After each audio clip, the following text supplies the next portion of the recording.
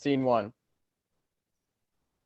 Act 1, Scene 1. Groch, Lady Macbeth, Southern, Lady Duncan, and Darcel. Lady Macduff are playing cards and drinking wine. We three should meet more often. I would brave the lightning, thunder, and the rain to meet again. When all the hurly-burly's done, we'll have more time for cards and wine. Salute. When all the hurly-burly's done. The men who run this kingdom spend their energy competing for the monarchy with all the hurly-burly's never done. They'll all be in their graves before too long if they don't cease this toxic test of penis length. They're always whipping out their little blades and swinging them about. Our husband's war machine is making Scotland ill. And still the people to these feckless peckers kneel. I'd rather be a pauper working in the field than suffering this incessant stress. Your husband placed a target on his brow the moment he accepted Scotland's crown. These bastards are enraptured by that crown. Our bloody cousins will not hesitate to kill each other if the crown's at stake. My husband's fine for now. He's so afraid of Coder that he's hiding his tent, while Gruel's husband does the dirty work. My husband, he is not. My husband died. So, what's it like to fuck the lucky louse who set ablaze your former spouse? Darcel! He doesn't get that lucky. He can't get it up but once a month. Well, lucky you. And when he finally does, I close my eyes and think about Macduff. Go to. 'Tis true. You have a thing for pale and stupid men. Darcel! I like them fat and hairy too. They laugh. Darcel raises her glass. Salute. You two are brutal. You don't like a thing about your husband, not a thing? If I thought I could get away with it, I'd take my blade and drain him like a sheep for taking kind and brave but male from me. You shouldn't hold a grudge, for he does not. To change the life they have been taking, Glamis and Fife and Duncan were all taught from birth that they must manly be, and fighting makes them manly. That's just how these beasts behave. Their fragile masculinity is so damn tedious. Macduff will not shut up about how great he is in battle and how one day he'll be king and blah, blah, blah. And I don't understand because his dick is really not that small. They'll all go to their graves upon the edge of family blades. I bet of you to change the topic. I'm like the two of you, adore my husband. My husband is a wretch. The only good that came with wedding him was Inverness. I'd love to live in Inverness. It's quaint, but Castle Forest is so spacious. Oh, I'd kill to live in forest. It's divine. Be patient. You might get your chance, unless your spouse is gutted on the battlefield. Go to. The Thane of Glamis will win this fight. If there's one thing he's good with, it's his might. Withal, my husband will not die by sword. He'll end his life in bed, surrounded by his family, for he's a king of law and order, rule in peace. That's why he sent the Thane of Glamis and Fife to fight his war, while he enjoys reports and stories of their triumphs from the comfort of his tent. It's not his war. Those scoundrels in the north revolted. Duncan had no choice. Besides, the Thane of Glamis and Fife will neither see the Scottish crown unless they kill for it. What do you mean? My husband plans to name our elder boy the Prince of Cumberland. But is that even legal? Duncan will profane our ancient laws of canistry with this display of brazen vanity. Those ancient laws have led our nation down a path of constant conflict, blood for blood, assassination. Is this what you want for Scotland? Scotland will remain beneath a violent hand as long as man commands. And it will never change. King Malcolm tried to end the patriline. With all, his crown was passed to Duncan. That's exactly why my husband wants to change succession law. A son is still a son, no matter what. A son is always for a son. No wise council can deliberate his right to wear the crown upon his brow. This will bring peace to our unstable state. No Scot will let our monarchy descend into a nepotistic dynasty. Your spouse will make a dire mistake if he unto his eldest promises the throne. The din and the quarter wall will drown him out. He doesn't have the clout to change this law. You shouldn't bitch about my husband. Thanks to him, the daring Thane of Glams will be awarded quarter if he wins his war. Your spouse will make no play for Duncan's crown.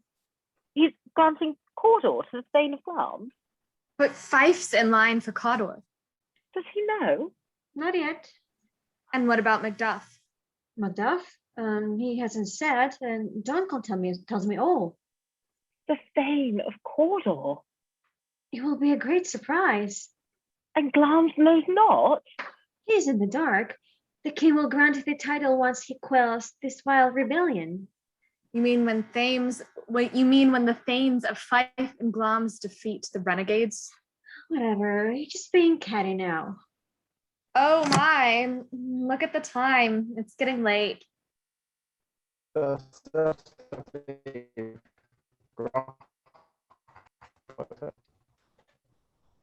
Indeed, we've overstayed our welcome, and I have a thing tonight. And ta-ta, my loves. And don't be strangers to your cuz. Ta-ta. Ta-ta. That lying bitch knows more than she admits. If only I could hire a witch to charm her into spilling all the dirt she knew. I know a few. I mean, they claim to be, but really they're just fagmuffs who use their charms to cheat their neighbors out of stuff. I've heard they toss some henbane root into their cauldron and the brew beguiles the fools with sounds and sights, hallucinations, make their magic and prognostination seem as true as Jesu Christ. But in the end, the charms are only lies and double talk. Entire nations have been overthrown with lies and double talk. Forget that wench. I have a duty better suited to your chatty hag. And what, pray tell, is that? Be guiltless of this knowledge, dearest cuz, till thou applaud the deed. But trust me, in the end, our husbands will agree to do whatever we want them to. You cunning bitch. Remind me not to fuck with thee. Godspeed. The Thane of Cawdor. Southern has betrayed the perfect information. I will bribe those phony witches to prognosticate a phony fate and then manipulate his knavish superstitions until death alone can free the mind of brave Macbeth. Groch spins around 3 times, spits over her shoulder, etc., for uttering the word Macbeth. Scene 2. Macbeth, Macduff, Banquo, and Ross inside a tent with beers, cards, etc. Macbeth and Macduff stand side by side, backs to the audience and hands before them as though holding their dicks. I think I'll give my blade a name. Macbrett. That's gay, but still more manly than Macduff. your name's just Beth with Mac in front of it. You think that's manly? Shit. So what? The name Macduff's the same. You ought to change it to Macbuff. Macbuff! God's dick! That's manly, sir. But if I call myself Macbuff, then what's my saber's name? Let's just call him Tiny Fife, your little privy tool. It's not that small. I'm well above the mean for Scottish men. That's not what I've been told. Nor I. Nor I. My wife's a liar.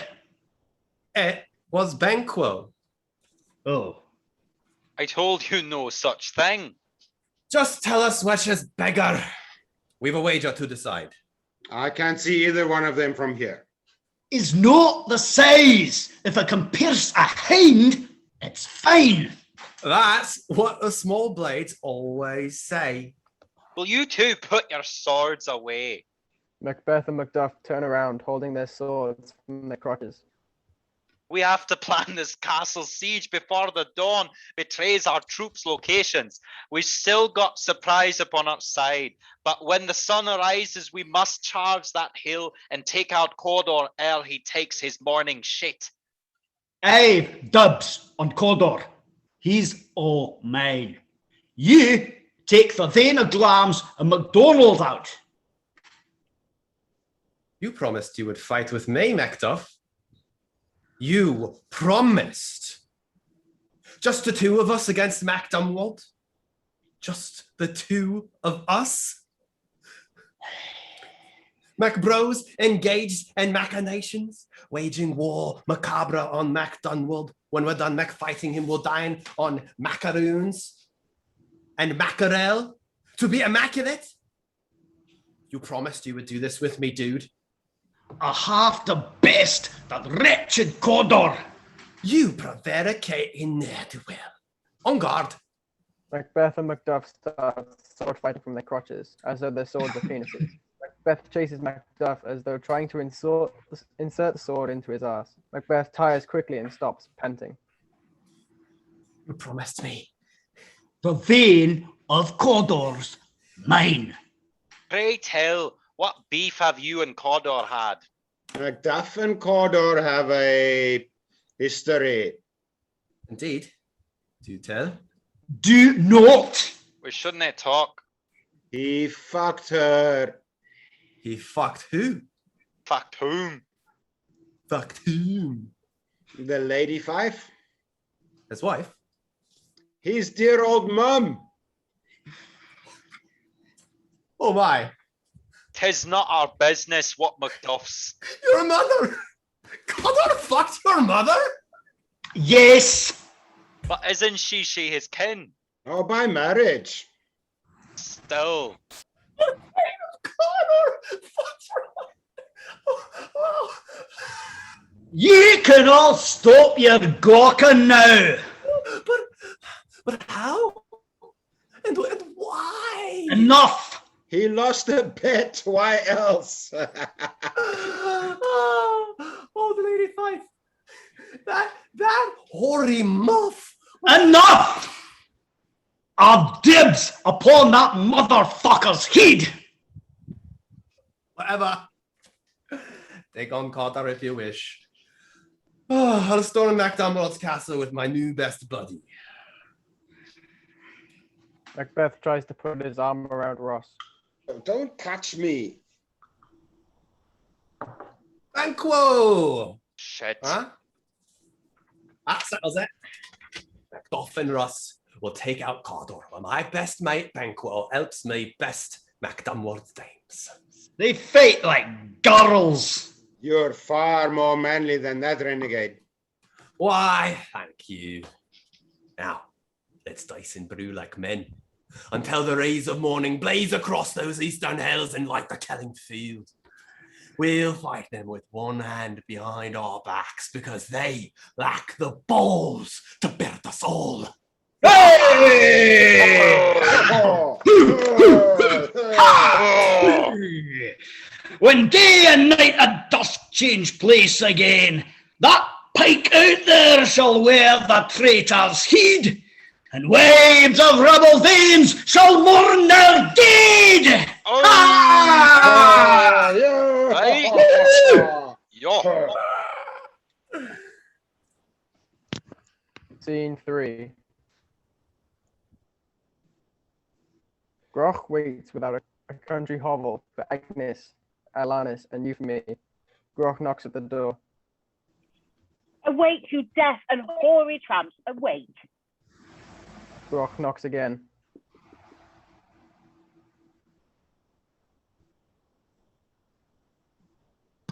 I hear a knocking at my hovel door. Groch knocks again. Whence comes that knocking? Was the dead and away? Groch Who knocks goes again. there in the name of Beelzebub? You harpies hear me knocking. Open up. The hovel opens, and from it emerge the three ancient, erasable, hairy, tattooed sisters, Agnes, Alanis, and Euphemy, spitting, belching, cursing, etc. My God, these wrinkled bags of rotting flesh, they smell like mold and death and old perfume. Is that a tuft of hair upon her mole? Or does the short one have a beard? My God, had I not known better, I swear these disgusting hags were men in drag. Who dare? Awake us. I'll be asleep. You'd have to sleep for all eternity. I take it that you're the three Darcel referred to me. 'Tis true you peddle prophecy? 'Tis true. But you, You'll never hear the truth. I do not speak the truth. Your lies will suit my scheme and purpose better, and I've acquired already all the truth you need. Tsl has told us your noble wife. your husband is a noble too, like 5. You got gold, she says, this true. This true? This true? Groch tosses a bag of coins upon the ground. The sisters fight over it. Relax, you hag. There's more from whence that came. Pray tell. What spells? Do you require from us? Don't play the witch with me, you charlatans. Your charms are but duplicities. Tsl already told me. Do you want the gold? Indeed. With mouth to feed. And rental fees. You pay for this disgusting hut with gold. We pay with charms and potions for our lord. But gold will please our master all the more. We want him to replace our hovel floor. You have a floor? It's rock. And root. And soil. We tore the carpet up. And found that naught was underneath. But Graps and Mother Earth. My husband's coffers can fulfill your need for renovation, but you must agree to every deed that I instruct you to. Agreed. Agreed. Agreed, we sisters free.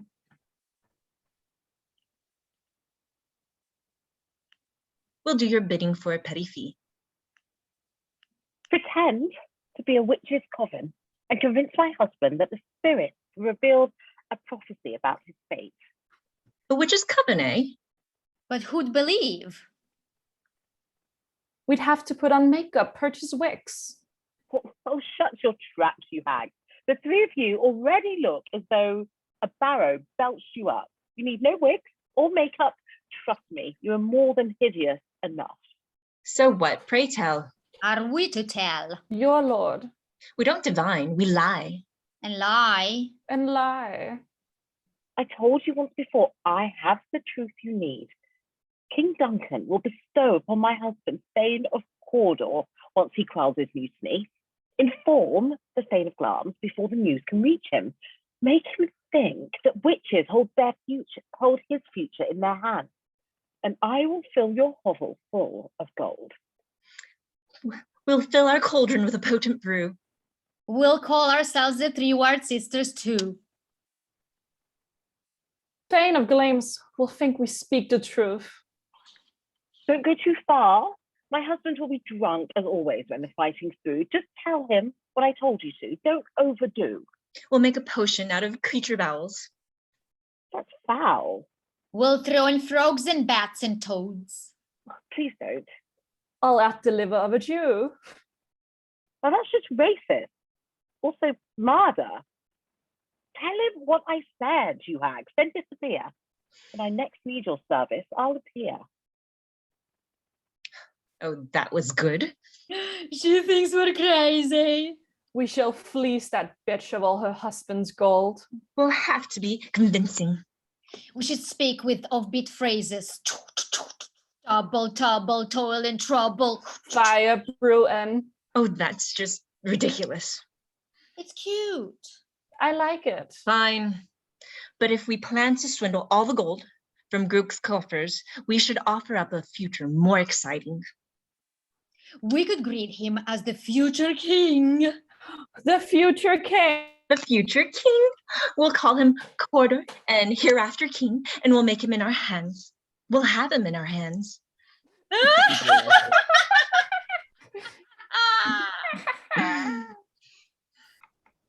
Scene 4. Here we go. Scene 4, a field. Macbeth and Banquo are stumbling, drunk, and covered in dirt and blood. You should have seen his ugly mug when I stood face to face with him. I neither shook his hand nor bade farewell before I took my blade and chopped that traitor's head clean off. With just one stroke. With just one stroke. Indeed. God's dick. That's manly. Isn't it? I popped a boner when his bloody noggin plopped upon the ground. I have a boner now. God's dick, that's manly. How much will the king reward you for this manly victory? The king. What speculation raps you so? Those sisters. Do you mean the hags we saw? I'm so damn drunk I can hardly recall. 'Twas something about Cawdor and the king. It's coming back to me. They said that you'd get Cawdor and then king. What do you mean? Macduff is fighting Cawdor. What the hell is taking them so long? She greeted you as Thane of Cawdor. Who? The one who smelled like rotting flesh. But Cawdor lives. For now. Well, that's not all. They also said, and get this shit, that you would be the future king. Yeah. They said that. Really? You were chubbish drunk. Those charlatans. They ought to know that two smart dudes like you and me can I be fooled? We're so smart, and all that silly double toil and trouble balderdash. What do they mean? By fire brew and cauldron bubble. They said fire, brew, and cauldron bubble, cuz. A cauldron? Like a witch's cauldron? They are witches. I thought they were making soup. Methinks they've eaten of the insane root. And then were beaten by the ugly branch. They tumbled from the homely tree and hit the ground face first. And the fator was the worst. If they can tell the future, can't they bathe? I don't believe a word I say. But if. Enter Macduff and Ross. But if it's true. If what is true? We met these three weird sisters. Oh, you dogs. Yes, shot them all! No, they were fucking hags. Hey, right. Whose blood is that upon thy chest? It's nothing. Just a little portion of Macdunworth. Not the kind your mother got from Cawdor. Well, it looks quite nice on you. There's better thee without than he within. Did you behead the Thane of Cawdor too? No! He surrendered. Oh, he womaned out. I knew it. He was like a little girl, a groveling and a crying. Like a girl. Can you believe a Scottish man would cry? It was disgusting. Cawdor's now a man. With all he lost the row, and Gunkin said that you could be the kind of Thane of Cawdor now. Those witches spoke the truth. What's wrong with him? He's drunk. Let's hence before the daylight ends. Scene 5. Inverness. Brooke awaits Macbeth's return.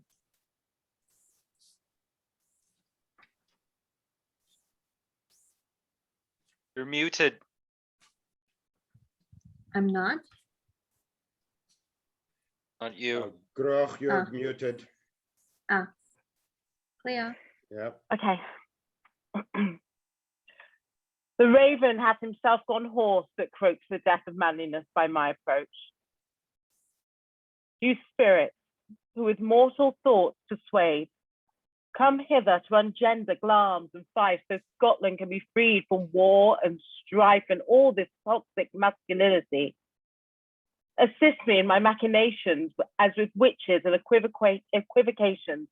I erase the need to be so manly from their thinking. Grind to grit their balls and grant me power to unharden all their souls. Make flaccid their desire to hate. Replace it with a placid heart. Make narrow that immodest space between their legs and take away their power to arrange our back. Dissuade them from those boring sports they play. Engage them in domestic toils all day. Make washing plates their battles. Doing chores their war. make clothes unclean their enemies, and spare the lives of wives and families. I'll save our kingdom from these constant wars and make our husbands do their share of work. If Agnes and her haggish crew told Glamis exactly what I told them to, then soon my husband's superstitions will betray him. I'll manipulate his conscience, play upon his mind as if it were potter's clay. Enter chambermaid with a letter. A letter from thy master has arrived. Groak snatches the letter. That man is not my master. Exit chambermaid, Groaks read. What the deuce? They told him he'd be king of Scotland too. My dearest Gruach. And why was Banquo there? Duncan comes tonight. Where was Macduff? Duncan comes tonight. These hags and their exaggerations. Fuck! When Prince of Cumberland is granted to King Duncan's son, it will belie the lie these witches told my husband and destroy the veil of superstition drawn before his eyes. I must postpone my higher goals, revise my plan, and play upon his superstitions, and play upon his role as a man. If one more violent deed will free this land, if one more act committed for the sake of manliness will end this madness, then I must proceed. The witches prophesied a king, so I will play the fates and make a king out of my husband. And I pray that someday Southern will forgive me, but this means we'll have to take her lover's life. Enter Macbeth. My dearest Gruach. Duncan comes tonight. Curtain. Act 2, Scene 1. Castle Inverness, the King. Act 2, Scene 1. Castle Inverness, the King's outer chamber. Two guards struggle to stay awake without King Duncan's bedchamber. Duncan is asleep. A whore, my kingdom for.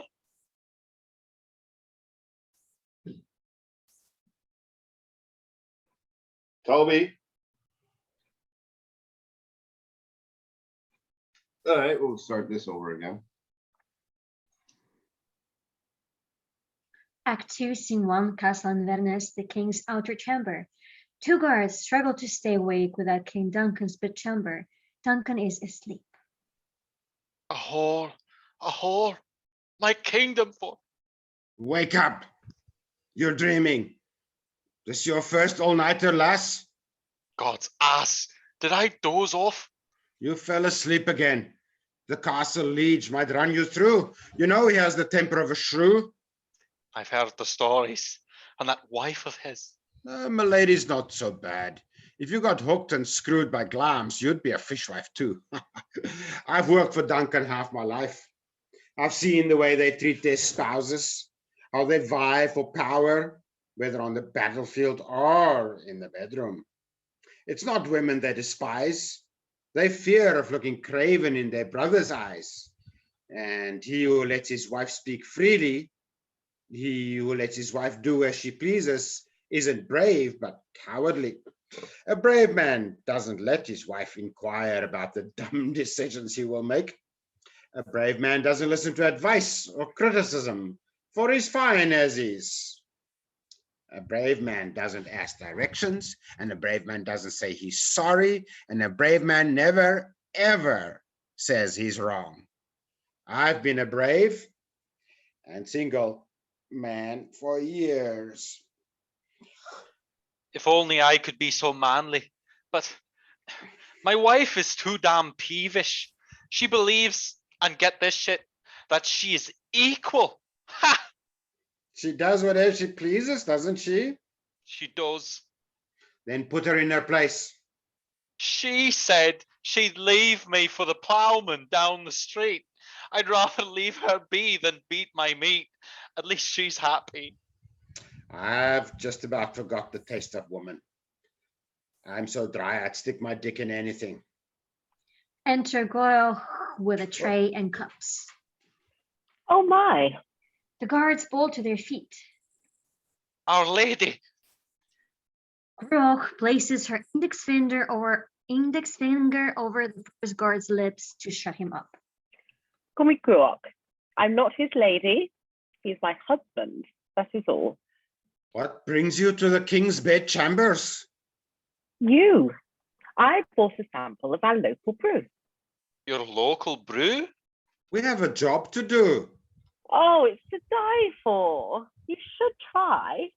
Come on. Don't be so crabby. She's the mistress of this castle. She has offered you a drink. I am here to guard the king. What danger is he in? This is my house. He is my kin. I mean you no offense, my lady. I will gladly drink with thee. Gruach pours 3 drinks from a small flask. Salute. Salute. The guards drink. Salute. Gruach tosses her shot over her shoulder. How's the brew? It's pungent. It will lose its flavor soon. How soon? In 3, 2. The guards swoon. Gruach rings a small bell in each of their faces. They are sound asleep. If that won't wake them up, nothing will. Enter Macbeth. You're early. I've yet to prep the blades. You rang the bell. I didn't ring the bell. I heard a bell. I didn't ring the bell. Then what's that in your hands? A bloody bell. And did you ring it? This is not the bell that calls the king to heaven or to hell. Gruach pulls out a bigger bell. It's this one, you forgetful fool. Go do! They look alike to me. They're clearly not. Just take the daggers from the guards and make yourself the king of Scotland. Oh, don't forget to rub the blood of Duncan on their skin. Exit Gruach with tray and glasses. Screws wife! She's always forcing me to do things I don't want to do. Why can't I fight with Duncan on the battlefield? So what if I get killed? I'm going to die well. I'd rather die with sword in hand and harness on my shoulders like a man than sneak into my cousin's bedroom like a woman of the night. My troops would mock me if they knew I pandered to my wife. But then she spurned my manhood, questioned my determination. I must prove her wrong. I am a man, if ever there were men. Now I'm going to go in there and prove that I'm a man. Because that's what men do. Macbeth enters the king's bedchamber with daggers. Scene 2, Macbeth's outer chamber. Gruach paces. The resurrection of the righteous will have come and gone before this regicide is done. What's taking him so long? We should have been in bed by now. I bet that brave and mighty warrior cowered like a child before his game and hesitated. He was so unmanly when I laid my plan in front of him, as though he couldn't kill his cousin king because he was asleep. 2 days ago, he charged an army full of cousins, killed the lot, and with his sword, from nave to chops, unseen to the body of his cousin Macdonald, he raised the head and placed it on a pike outside his camp. That vicious blade would slay 1,000 men, including kin, and not think twice as long as trumpets called its entrance, flags and crests accompanied his charge. But put him in the bedroom, and his dirk is flaccid. Christ, a murder is a murder, whether in the bedroom or upon the battlefield. What difference does it make? You take a life, you take it. And to think, I had to stoop to calling him a coward, questioning his masculinity, resorting to the same malignance I'm essaying to undo. What's taking him so long? I should have taken matters and those daggers in my hands and handled this my goddamn self. That half-wit has forgotten something. I can feel it. And he didn't listen to the plan. He never listens. He's a man. He's likely to do something really dumb, like wake the princes. Or perhaps he'll outdo himself and bring the daggers back. Enter Macbeth with daggers. You fucking fool, you brought the daggers back. I did? Oh shit, I did. I guess I was a bit distracted. We have guests and I have yet to make tomorrow's dinner plan. Just shut your trap and take those daggers hence. And don't forget to rub some blood upon King Duncan's men, so when the sun comes up tomorrow, we can frame them for the deed. I really do not feel like going back. I'm tired and I need a nap. Could you just be a dare take them back for me? Please. Gruach snatches the daggers out of his hands. You feckless dolt. I love you too. And can you make me a sandwich when you're through? I'll sandwich that pathetic little scrap of flesh you call a cock between two rocks. I take it that's a no. Indeed. Now clean your bloody hands and change from robe to pants, while I complete the task my husband can't. Exit Gruach with daggers. Scene 3, Macduff's bedchamber. 5. Tsl and Macduff lie in bed. Macduff tosses and turns. Tsl. Tsl doesn't move. Tsl. Dear God, please not tonight. Are you asleep? Depends. Do you want sex? No, I just want to speak. In that case, I'm awake. I've been awake for hours. Who could sleep with you there tossing like a ship in tempest? What the devil's wrong with you? It's him, It's who? the Thane of Cawdor. You mean Gruach's husband or the one you beat? I mean the new one, Glams. The old one's still alive, though he has little left in life. Do I spy trouble in McParadise? When I returned from whipping Cawdor's arse, I saw these 3 weird sisters walking past. I think I know them. Did they look like hags?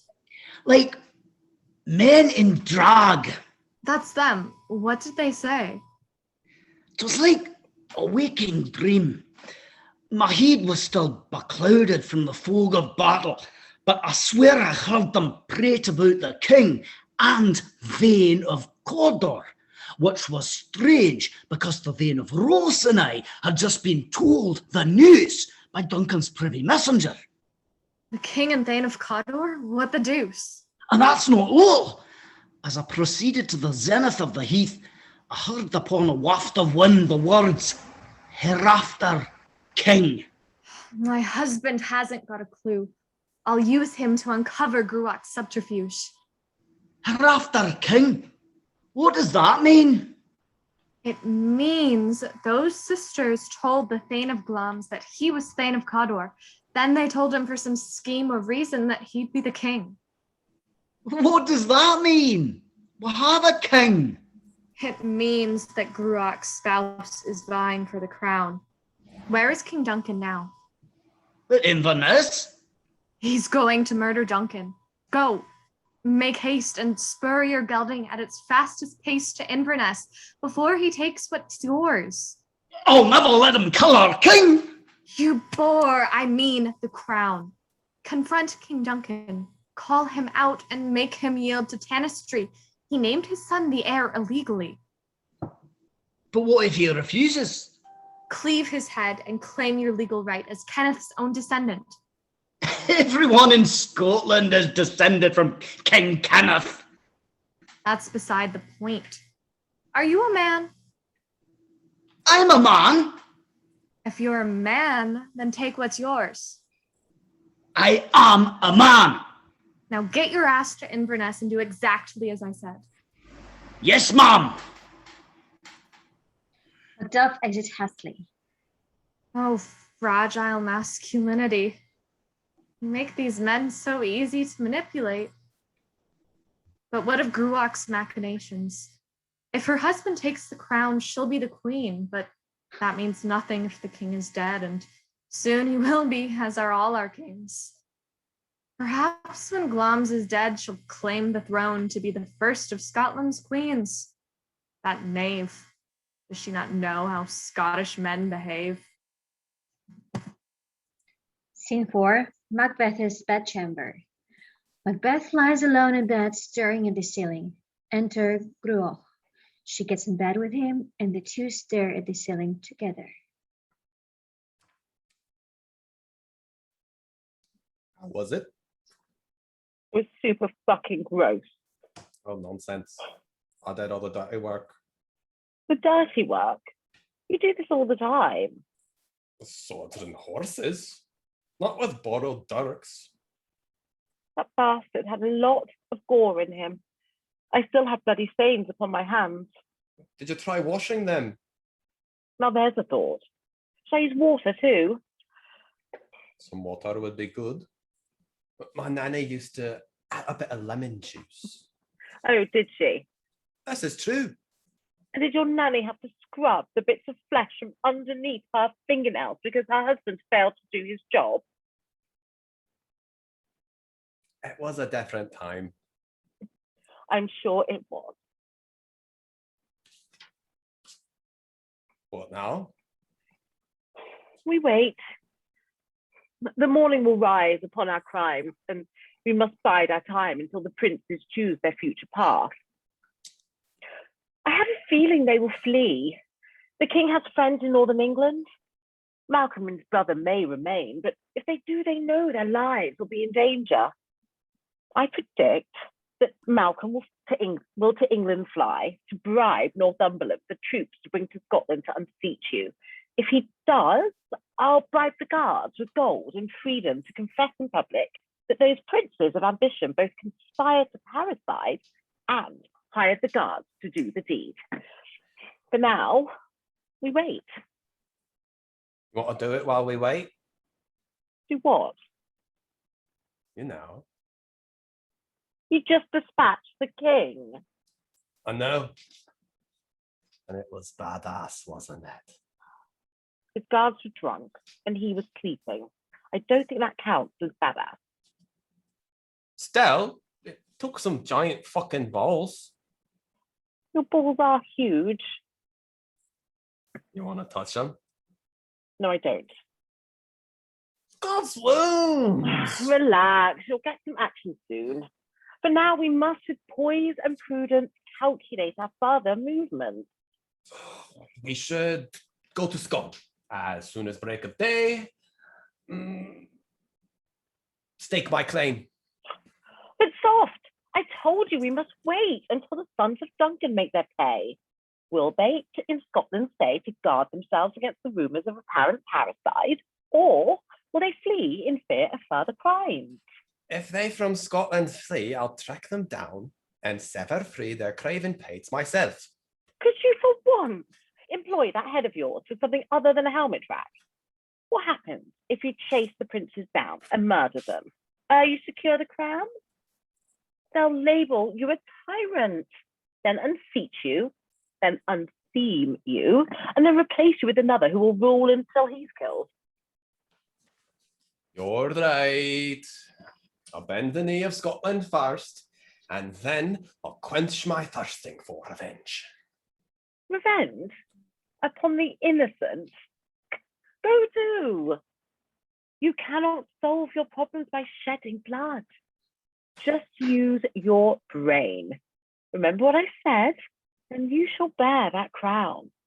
And pikes outside shall bear the heads of Duncan's progeny, if you so wish to fell his family tree. Knocking within. Pray tell, are you expecting company? I don't know who the hell would come at this ungodly hour. Where's that Knocking within. Where's that porter you just hired? likely sleeping.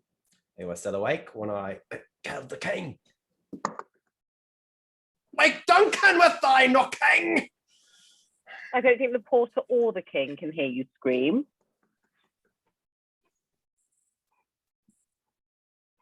Knocking within. If I hear one more bloody knock, I'll hang that porter's rotting body from a tree. Be calm yourself and play the knave. Soon the corpse will be uncovered. See who wakes. Be wary, but above all, stay the course. Exit Macbeth. This bodes unwell. Who knocks upon our door before the moon has finished shining, ere the sun has hinted his arriving?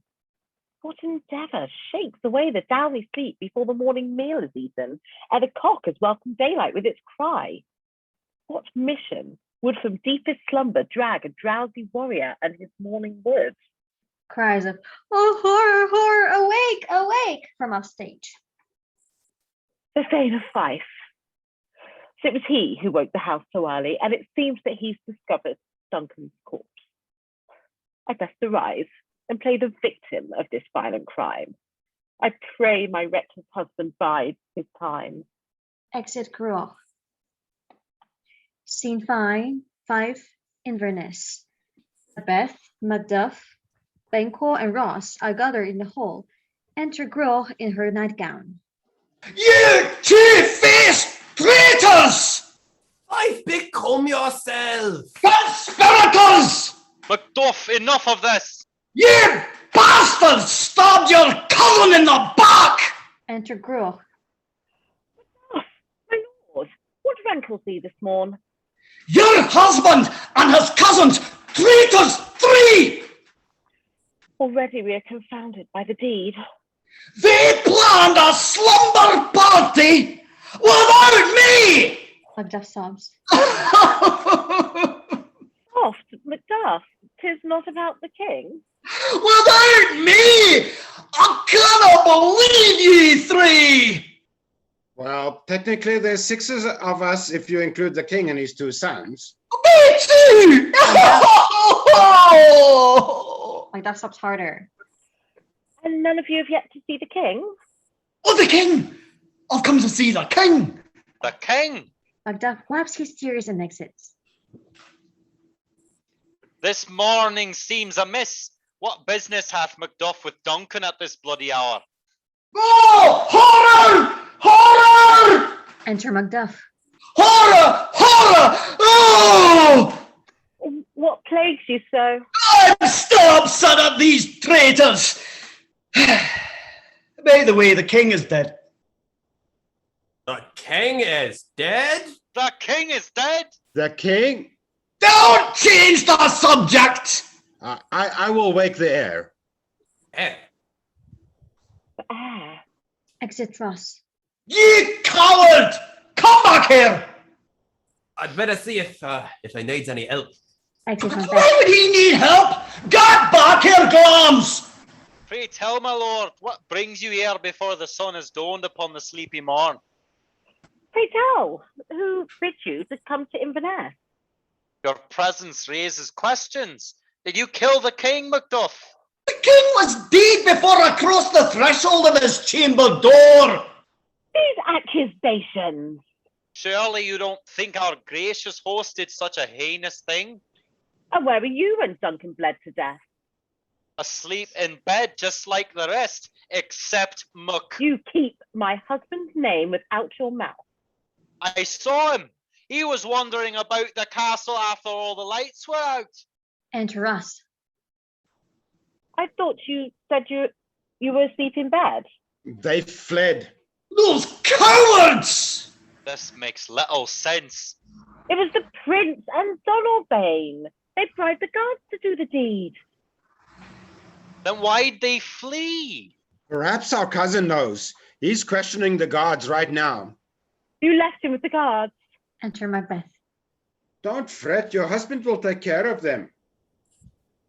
Take care of who? Of whom? Of whom? The guards. She thinks they're in some danger. Oh, they're in no danger whatsoever. See? They're dead. The jackass never listens. I'll have to change the plan again. For now, I'll feign a fainting to distract them from this act. Oh, swoons. Look to the lady! What's wrong with her? She has those fits. It's nothing. Let's get dressed and meet in half an hour to confirm. By dressed, do you mean formal? Can I wear my jammies? I was thinking casual. God damn it! Put something manly. Put on something manly. We've a king to bury and a king to crown. We can't do manly stuff like that in gowns. They